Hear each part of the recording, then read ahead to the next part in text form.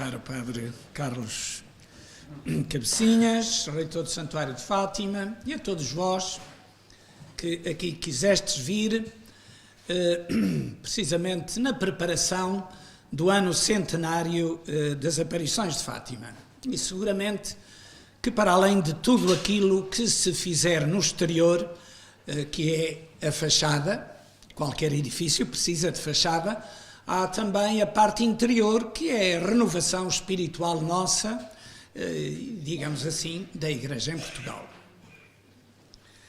Então começava por falar da lógica de Deus em saída, desafiando o egocentrismo humano. Recordamos que o nosso Papa Francisco, na exortação apostólica à alegria do Evangelho, que é como que o programa do seu pontificado, apresenta-nos o modelo de uma igreja missionária, ou seja, de uma igreja em saída, como é a sua expressão, que arrisca dar a vida para salvar a todos. Modelo máximo desta igreja a que felizmente pertencemos é a própria Santíssima Trindade.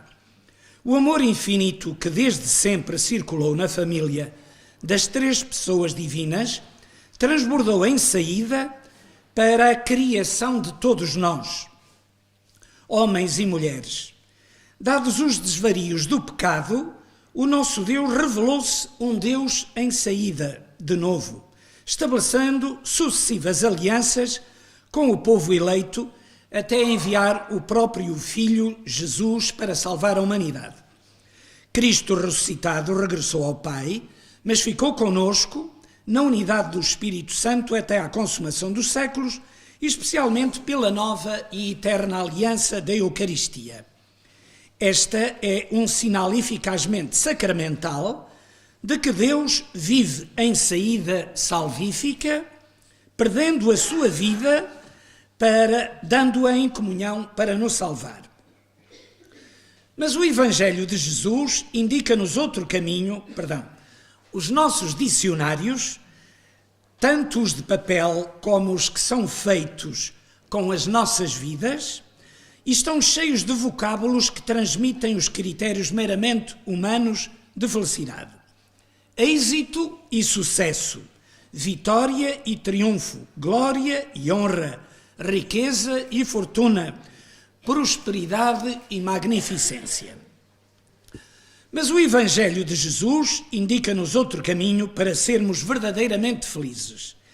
É uma originalidade desafiante que encontramos resumida nas bem-aventuranças.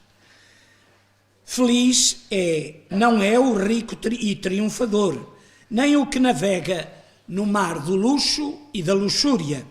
A felicidade nasce num chão de pobreza e de amor exigente e puro. A felicidade é amiga de quem luta por construir a paz e a consolação, mesmo num clima de lágrimas. Feliz deve ser mesmo quem é perseguido pela excelente causa da justiça. Histórias humanas parecem por vezes contrariar o código ético das bem-aventuranças. Os que fazem o mal e até os criminosos parecem triunfar sobre a bondade dos construtores da paz e do bem. Mas na maldade nunca ninguém pode ser feliz, apenas se pode dar a sua aparência como um sepulcro branqueado. Passo à frente umas considerações. Nas bem-aventuranças, coração do Evangelho de Jesus, os critérios do mundo sofrem uma revolução de 180 graus. O conhecido escritor inglês Chesterton diz que a visão do mundo, segundo os critérios de Cristo, é a que teve o apóstolo Pedro quando o crucificaram de cabeça para baixo. Cito, um momento antes de morrer, viu tudo ao contrário, mas viu tal como é verdadeiramente. Precisamos de fazer esta experiência cristã que revoluciona os nossos critérios e visão do mundo.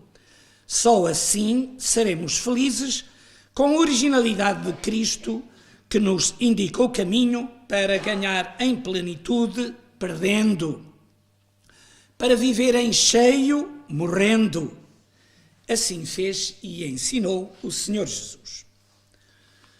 Um outro ponto. Feliz paradoxo evangélico, perder a vida para a salvar. Situemos no contexto evangélico este paradoxo cristão. Só os que perdem a vida é que a salvam. Trata-se de um paradoxo autobiográfico. Jesus perdeu a sua vida, dando a vida até ao fim, morrendo numa cruz para salvar a humanidade.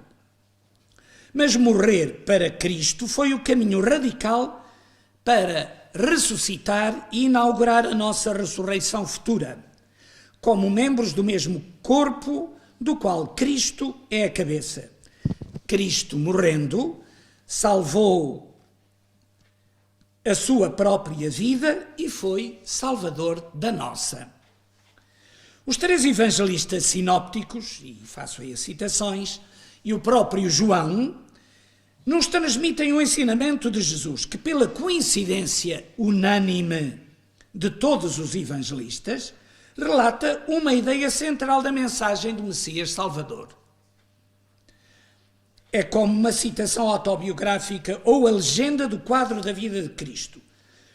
Cito: aquele que conservar a vida para si, há de perdê-la. Aquele que perder a sua vida por causa de mim, há de salvá-la.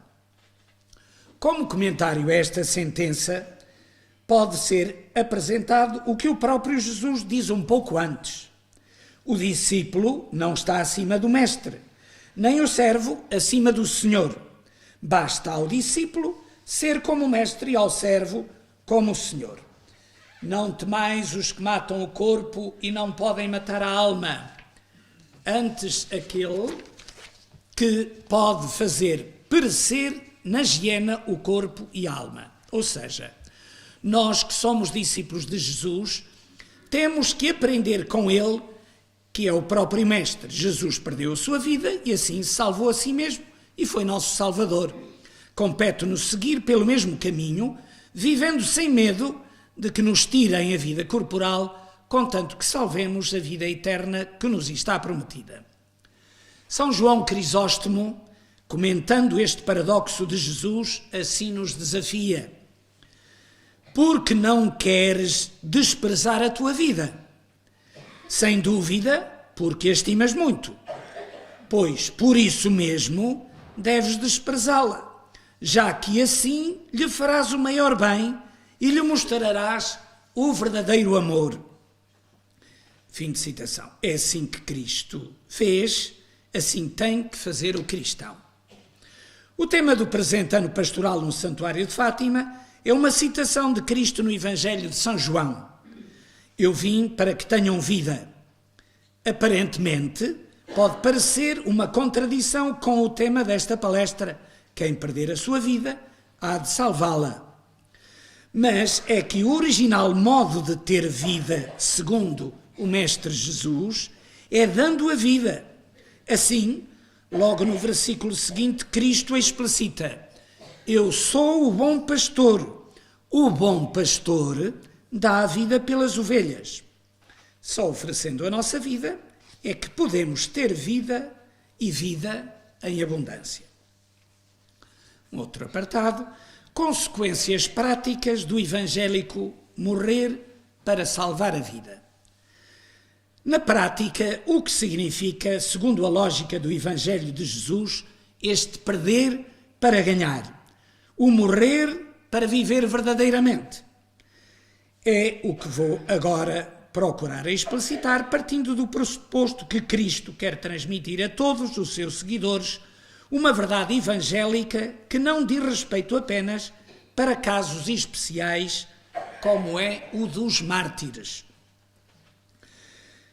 Diz Cristo: quem não tomar a sua própria cruz para me seguir, não é digno de mim.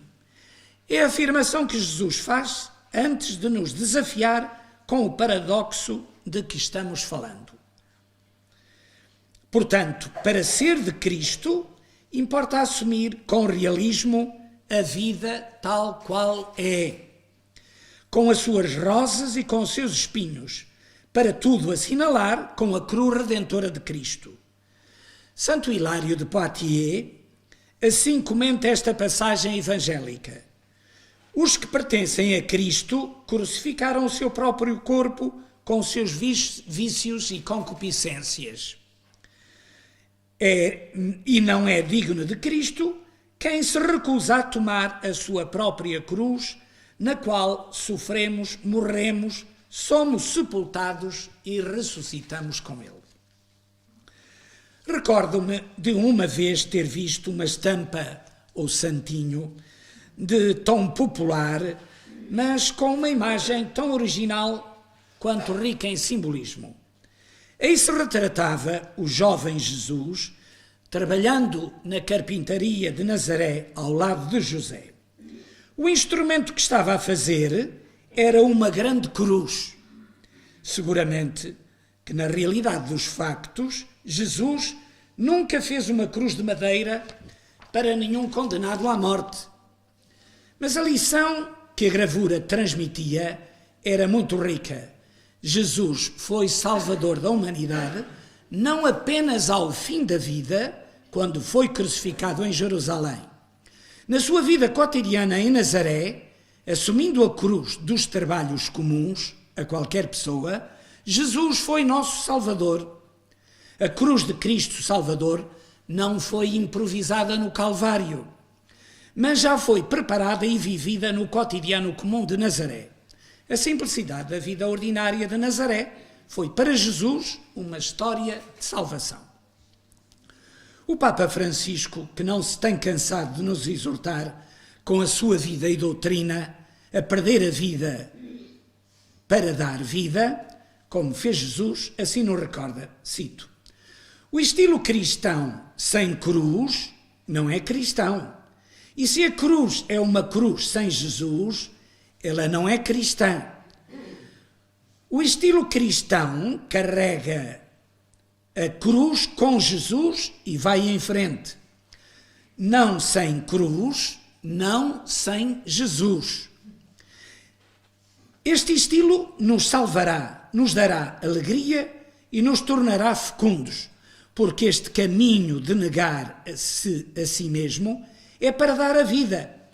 É contra o caminho do egoísmo. O estilo cristão é precisamente este estilo de humildade, de doçura, de mansidão. Quem quer salvar a própria vida, a perderá, porque se o grão de trigo não morrer, não pode dar fruto. Fim de citação.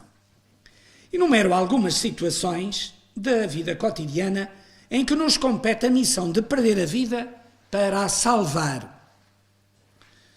Renunciar a centrar-nos em nós próprios, nos nossos desejos, interesses e importância, vivendo para servir e não para nos servirmos dos outros, pois nos cabe seguir o exemplo de o Filho do Homem, que não veio para ser servido, mas para servir e para dar a vida em resgate de todos. Citação de São Marcos.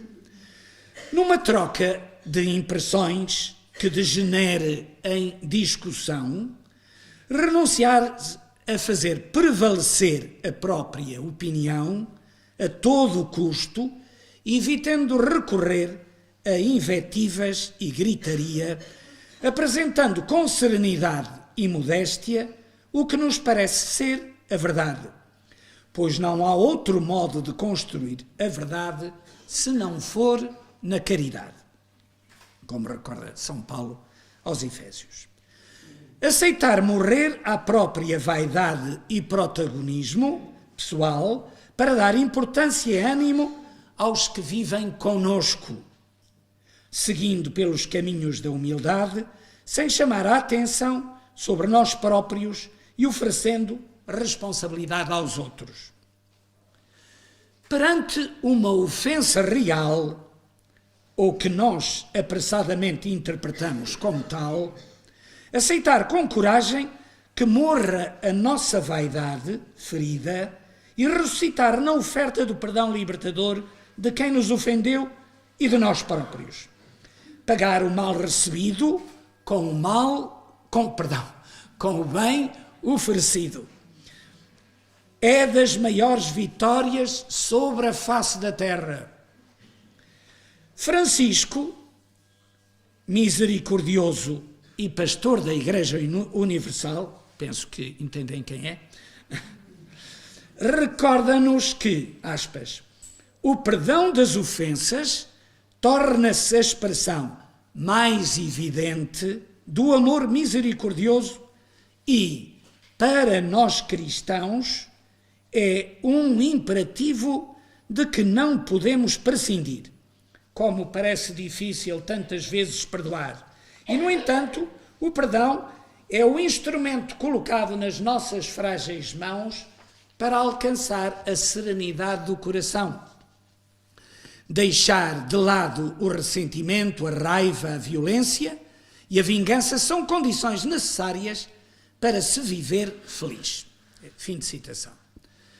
E agora, um novo apartado. Nossa Senhora da Visitação em Fátima.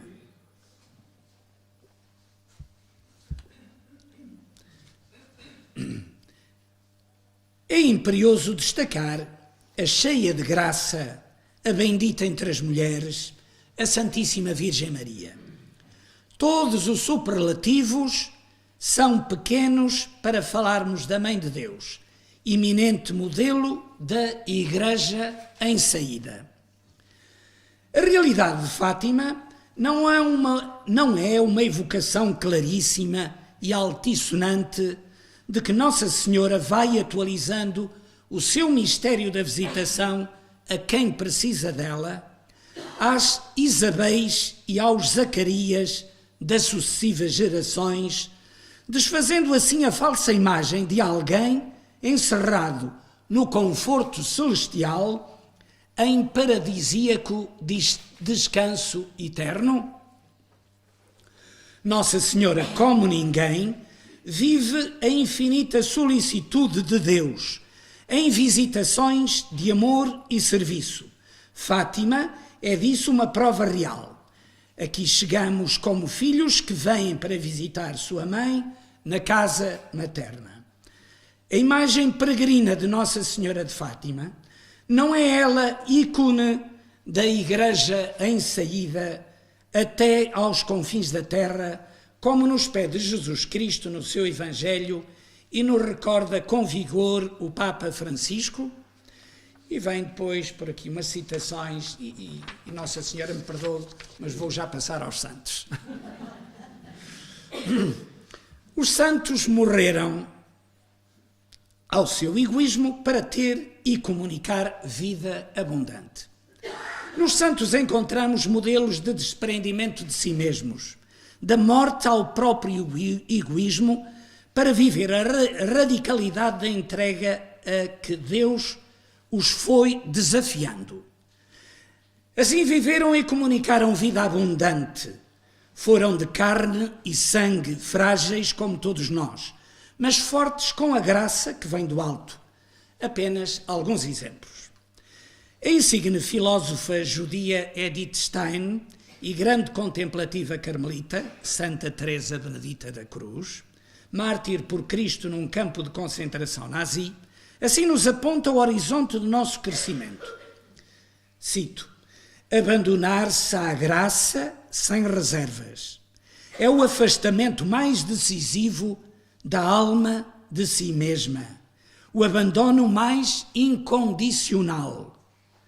Mas para se poder abandonar deste modo, tem que enraizar-se fortemente, deixar-se abraçar pelo centro interior com tal força que já não se pode perder. O abandono é o ato mais alto da liberdade. Aquele que, totalmente despreocupado de si, da sua liberdade e individualidade, se entrega à graça e adentra-se nela completamente livre e sendo totalmente ele mesmo, vê-se então a impossibilidade de encontrar o caminho enquanto se tenha o olhar posto em si mesmo. O exemplo de São João da Cruz, para a frente, de Santo Inácio de Loyola, para a frente. de São Nicolau de Floé para a frente, assim, mais perto de nós. O padre José Craveiro, homem de profunda experiência espiritual, falecido nos finais do século passado, definia o consagrado, e ao fim e ao cabo qualquer cristão, como um expropriado por utilidade pública. Ser de Deus é uma expropriação dos interesses egoístas, uma morte dos critérios mesquinhos, para assim alcançar a vida nova do amor altruísta e generoso. Importa formar critérios nas pessoas para que morram ao egoísmo e ressuscitem para o amor e o serviço fraternos. O Catecismo da Igreja Católica recorda esta necessidade. A formação da consciência, cito, é tarefa para toda a vida. Uma educação prudente ensina a virtude, preserva ou cura do medo, do egoísmo e do orgulho, dos ressentimentos da culpabilidade e dos movimentos de complacência, nascidos da fraqueza e das faltas humanas. A formação da consciência garante a liberdade e gera a paz do coração. Agora, um novo apartado, os pastorinhos de Fátima, modelos de perder a vida para serem salvadores.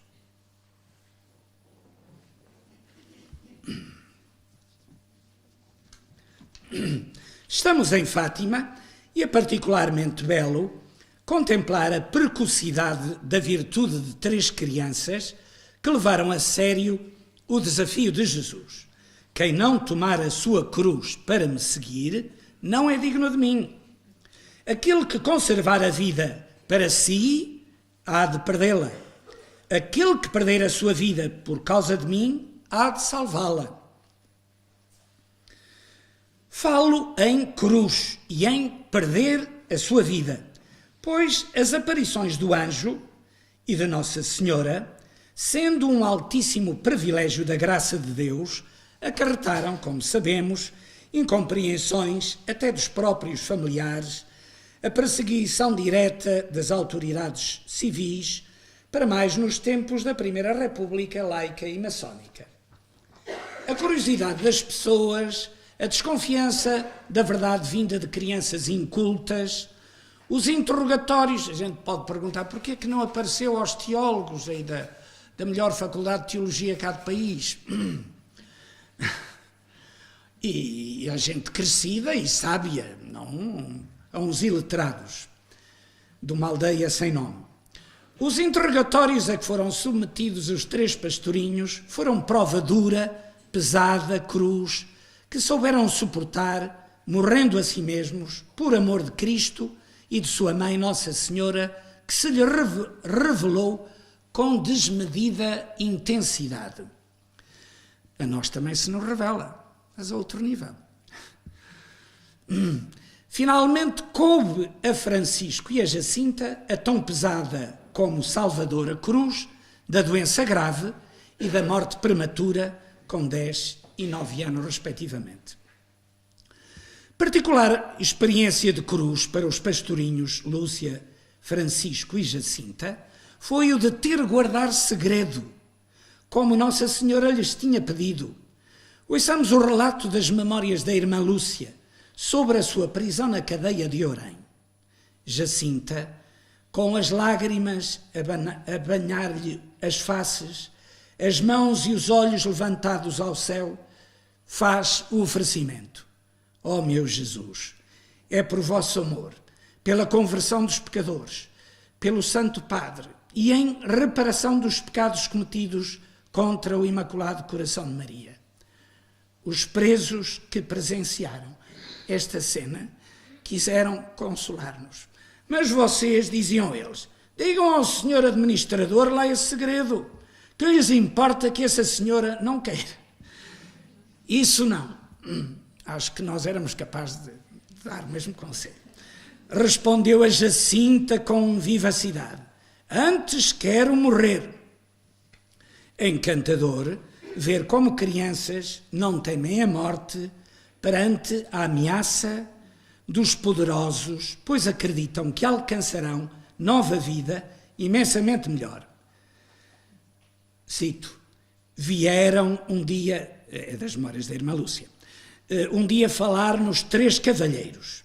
Depois do seu interrogatório, bem pouco agradável, despediram-se dizendo: vejam se resolvem a dizer esse segredo, senão o senhor administrador está disposto a acabar-lhes com a vida. A Jacinta, deixando transparecer a alegria no rosto, diz: mas que bom, eu gosto tanto de Nosso Senhor e de Nossa Senhora, e assim vamos vê-los em breve. Por quem é que isto foi sugerido? Lúcia aceita, por obediência ao bispo de Leiria, morrer à sua pretensão de manter na intimidade do seu coração a experiência das aparições, para que outros possam cantar a grandeza da misericórdia de Deus. Eis aqui a última das vossas escravas, cito: ó meu Deus, que numa plena submissão à vossa vontade santíssima vem rasgar o véu do seu segredo e deixar ver a história de Fátima tal qual ela é. Não terei mais o gosto de saborear só contigo os segredos do teu amor, mas para o futuro outros cantarão comigo as grandezas da tua misericórdia. Fim de citação. A mesma ideia de desprendimento do seu querer para fazer bem a todos é sublinhada pela irmã Lúcia com uma imagem assaz sugestiva, até com recorte literário. Até aqui fiz quanto pude para ocultar o que as aparições de Nossa Senhora na Cova da Iria tinham de mais íntimo. Sempre que delas me vi obrigada a falar, procurei tocar-lhes ao de leve, para não descobrir o que tanto desejava reservar. Mas agora que a obediência a isso me obrigou, aí vai. E eu fico como o esqueleto despojado de tudo e até da mesma vida, posto no Museu Nacional, a recordar aos visitantes a miséria e o nada de tudo o que passa. Assim despojada, ficarei no Museu do Mundo, lembrando aos que passam não a miséria e o nada, mas a grandeza das divinas misericórdias. Morrer aos próprios gostos e comodismos, sacrificando-se por amor.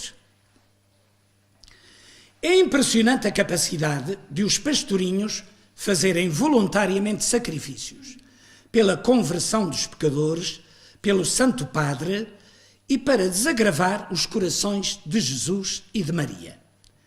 Assim, este ascetismo infantil só pode ter uma explicação.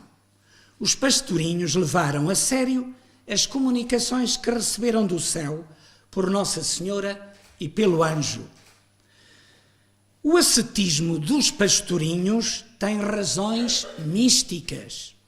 Não buscam sacrifícios por si mesmos, mas como apelo do céu e com finalidade apostólica. Aceitam perder os próprios interesses e gostos para fazer ganhar Jesus e Nossa Senhora, que assim os desafia. Cito: sacrificai-vos pelos pecadores e dizei a Jesus, muitas vezes, em especial sempre que fizerdes algum sacrifício: ó Jesus, é por vosso amor, pela conversão dos pecadores e em reparação pelos pecados cometidos contra o Imaculado Coração de Maria. Fim de citação. É oportuno notar que a temática do sacrifício está no centro da mensagem de Fátima e torna-se bastante visível nos contornos da piedade que a configuram. E vem por aqui uma longa citação de um teólogo que acho muito interessante, mas apenas leio o comentário meu. O sacrifício para o cristão é um ato de coragem antifatalista, não nos resignando a que o mundo não possa ser melhor. Sacrificar-se é um gesto solidário por um mundo e uma igreja melhores. É dar sentido sagrado, redentor, sacrum facere, a uma oração ou ato que, unido ao sacrifício da vida de Cristo, ajuda a construir um mundo melhor e uma igreja mais santa. Senão, seríamos doloristas ou masoquistas, não redentores com Cristo Redentor e a sua cruz. A vida comum de 3 crianças pastorinhas é vivida na abertura a Deus, como um horizonte de infinito, com generosidade sem fronteiras. Cito: quando nesse dia chegámos à pastagem, a Jacinta sentou-se pensativa em uma pedra. Jacinta, anda a brincar. Hoje não quero brincar. Por que razão não queres brincar? Porque estou a pensar. Aquela senhora disse-nos para rezarmos o terço e fazermos sacrifícios pela conversão dos pecadores. Agora, quando rezarmos o terço, temos que rezar a Ave Maria e o Padre Nosso inteiro. E os sacrifícios, como os havemos de fazer? O Francisco discorreu em breve um bom sacrifício. Demos a nossa merenda às ovelhas e fazemos o sacrifício de não merendar. Talvez tenha sido inspirado por São Francisco de Assis, talvez tenha feito alguma coisa parecida, ele que usava o mesmo nome. As histórias da criatividade dos pastorinhos, para serem fiéis aos pedidos vindos do céu, são um encanto de simplicidade, de crianças amorosas, como esta narração da reza do terço na prisão. Cito, naturalmente, as memórias da irmã Lúcia. Determinámos então rezar o nosso terço. A Jacinta tira uma medalha que tinha ao pescoço, pede a um preso que lhe pendure em um prego que havia na parede, e de joelhos, diante dessa medalha, começámos a rezar. Os presos rezaram connosco, se é que sabiam rezar. Pelo menos estiveram de joelhos. Terminando o terço, a Jacinta voltou para junto da janela a chorar. Jacinta, então tu não queres oferecer este sacrifício a Nosso Senhor? Lhe perguntei. Quero, mas lembro da minha mãe e choro sem querer. Então, como a Santíssima Virgem nos tinha dito que oferecêssemos também as nossas orações e sacrifícios para reparar os pecados cometidos contra o Imaculado Coração de Maria, quisemos combinar a oferecer, cada um pela sua intenção. Oferecia um pelos pecadores, outro pelo Santo Padre e outro em reparação pelos pecados contra o Imaculado Coração de Maria. Feita a combinação, disse à Jacinta que escolhesse qual a intenção porque queria oferecer. Eu ofereço por todas, porque gosto muito de todas.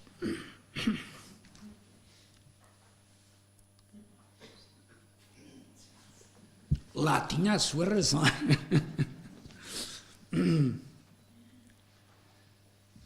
Ora, isto tem que acabar. Enfim, pronto, continuam por aqui umas coisas e já vou para a conclusão mesma.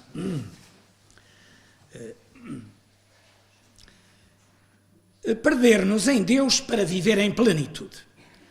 Ao visitarmos um museu, certamente que já encontramos peças irrelevantes em si mesmas, mas que foram achadas suficientemente importantes para oferecer a admiração dos visitantes. Aí encontramos, por exemplo, um par de óculos, ou uma caneta vulgar, um simples pincel ou uma comum peça de vestuário. Porque é que estão expostas no museu, se em qualquer loja das nossas terras podemos encontrar peças de muito melhor qualidade? Porque merecem a honra de terem sido selecionadas para um museu. De onde vem o valor que em si mesmas tais objetos não possuem? Eis a resposta, é que o seu valor vem do seu dono, de quem foram pertença. Tal pincel nada tem de especial. Sua grandeza vem de Miguel Ângelo, que foi o seu dono e usou com genial criatividade. Os óculos vulgares eram de Albert Einstein, cientista exímio, etc.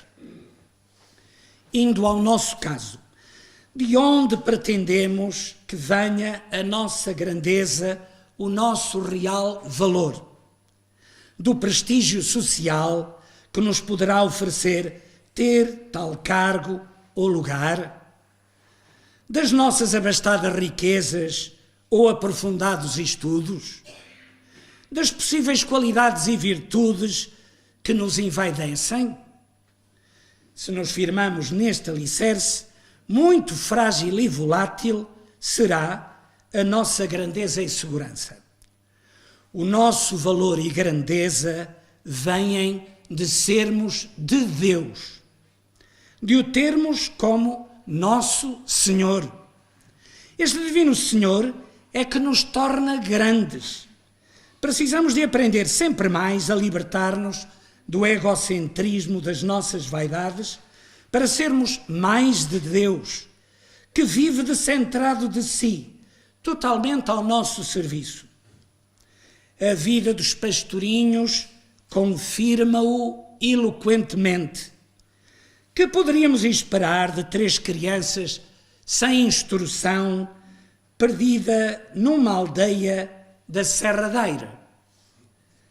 Foi Deus omnipresente e omniamoroso que por Nossa Senhora as tornou grandes, pois se deixaram possuir pelo Todo-Poderoso, que faz maravilhas quando a nossa liberdade o permite. Façamos nosso o programa de vida de João Batista. É ele, Cristo, que deve crescer e nós, diminuir. Como Paulo de Tarso, cresçamos sempre até podermos exclamar com verdade: já não sou eu que vivo, mas é Cristo que vive em mim. Compramos esta anotação magistral de Santo Agostinho: eu sou eu, mas não sou meu.